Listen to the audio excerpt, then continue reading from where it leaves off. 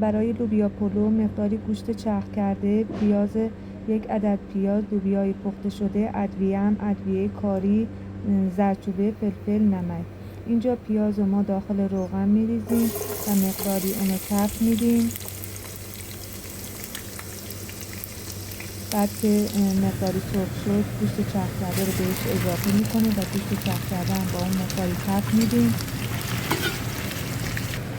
اینجا لوبیا پخته شده رو بهش اضافه میکنیم و بازم کامل تفت میدیم.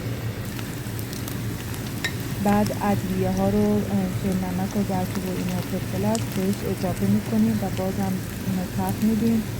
بعد که تفت خورد و قاشق غذاخوری هم رو به گوجه بهش اضافه میکنیم و اونو تفت میدیم.